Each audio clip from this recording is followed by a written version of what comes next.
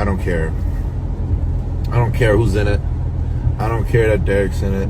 Look, I know Nick, and Nick likes to talk a big game, and I think it's great, you know. I think it's great for the sport that he brings that type of excitement. But... Pittsburgh Pro, držím palce. Je niekto, kto si myslí, že je najväčší favorit na Pittsburghu? Tak najväčší favorit je samozrejme Derek Lunsford. Hey everyone, welcome back to Bodybuilding Nation. Today I've got some interesting updates for you as we're approaching about 3.5 weeks out from the 2025 Pittsburgh Pro. After having a couple of back-to-back shows to start the season, we're now entering a brief period with no open bodybuilding shows until Pittsburgh. But once Pittsburgh hits, it's going to be non-stop action with shows happening consecutively from that point forward. Nick Walker and Derek Lunsford drama. First, let's talk about some interesting developments between the competitors for the Pittsburgh Pro. Recently, Nick Walker made some statements about the upcoming show that have gotten attention.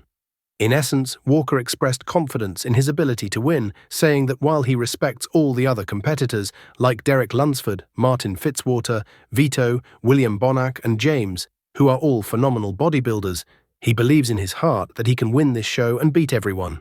This kind of confident talk is nothing new for Nick Walker. Throughout his pro career, people have called him overconfident or cocky because he's always had this same attitude. Personally, I don't think there's anything disrespectful about a competitor saying they believe they can win. That's the mindset any top pro should have going into competition. In response to this, at FIBO this past weekend, a fan approached Derek Lunsford about Nick's comments. Derek gave what some might call the politically correct answer, stating that he's only focused on himself and not worried about what others are saying. He acknowledged that Nick likes to talk a big game and that it's great for creating excitement in the sport, but ultimately Derek's only concerned with bringing his best package to the stage, the physique he's worked years to build. It's worth noting that Derek versus Nick is a particularly interesting matchup because they've only gone head-to-head once at the Olympia in 2022. That year, Derek placed second 2022 Olympia, and Martin Fitzwater at last year's New York Pro, though that was a controversial decision. Derek Lunsford is really the only competitor in this lineup that Nick has never defeated, so Derek being considered the favorite isn't unfair or unrealistic. Even if he hadn't won the Arnold Classic or beaten Samson Dauda, he'd still be going into Pittsburgh having already placed higher than everyone else in this lineup at previous shows. Michael Krizo's modest prediction. Next up, I want to discuss Michael Krizo's recent interview about Pittsburgh. I have to say, I was a bit disappointed by his attitude.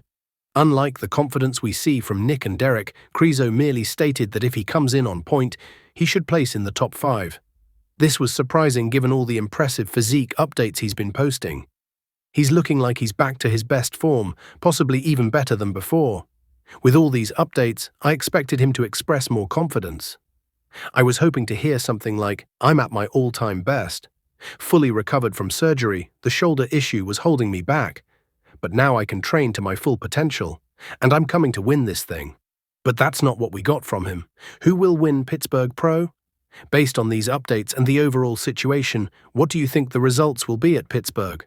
Will it be Derek taking the win? Could Nick upset him? Is Martin potentially going to surprise everyone? Speaking of Martin Fitzwater, he recently posted an 8-week-out update from Pittsburgh. We also saw his guest posing in Detroit, but this gives us another look at his current physique as you consider your predictions. Who do you think has a chance of beating Derek? Does Nick have what it takes? Could Martin pull off the upset? Will Krizo do better than even he himself thinks and crack the top 3? Good Vito remains something of a wild card, and Bonac looked incredible in Detroit. Give me your top 3 predictions in the comments. By limiting it to top 3, we'll definitely have to exclude some of these big names we've discussed. Ramon Dino update next in our news roundup. We got a new physique update today from Ramon Dino, currently at 120 kilos, which is about 264.5 pounds, in his latest posing video. He's looking quite big and bulky in this footage. As you all know, the big conversation heading into this year's Olympia is who will be the heir to Chris Bumstead's throne in Classic Physique. At one point, Ramon Dino was considered the #1 contender in that conversation, but recently the discussion seems to have shifted toward Mike Sommerfeld, with Urs Kalakinski and Terence Ruffin also entering the picture. Looking at this off-season update where Ramon has clearly put on size, do you think he's made improvements? If so, where? And what does Ramon need to improve to become the next Classic Physique champion? Personally, I think physique-wise and size-wise, he was already there. It seems to be more about consistency. Ramon appears to be a very hit-or-miss competitor. When he's on point, he looks fantastic, and that's the Ramon people talk about as potentially being next in line after Chris Bumstead. But then he has shows where he comes in off and loses placings dramatically. I believe his physique already has what it takes from a muscularity and size standpoint. He just sometimes misses the mark with conditioning. Let me know your thoughts in the comments below. Big Ramy comeback. Finally, here's something interesting I found from the Most Muscular YouTube channel. They recently interviewed Big Ramy at FIBO, where Ramy was promoting his Red Rex supplement brand. In this interview, Big Ramy stated there's an 80% chance he will compete at the 2025 Mr. Olympia. He said he's trying his best to get back on stage, but emphasized that if he can't fix the issues he feels have been holding him back, he won't compete again. He wouldn't commit 100%, but he gave it an 80% likelihood that we'll see him on the Olympia stage this year. This is intriguing because Big Ramy has been out of the conversation for so long that we haven't even discussed the possibility of him doing the Olympia recently. The last time we saw him compete was at the 2022 Olympia. While he still looks big in this interview, Ramy is now getting older. He's currently 40 and will be 41 before the next Olympia. That puts him on the older end of the spectrum in bodybuilding. He was in his 30s when he was winning Olympias, and since then his physique seems to have declined. Now that he's entered his 40s, he's in that age bracket where it becomes harder to be at your all-time best or continue improving rapidly, unless you're someone like Dexter Jackson. Personally, I don't think we'll see Big Ramy on the Olympia stage this year, but I'm curious what you think.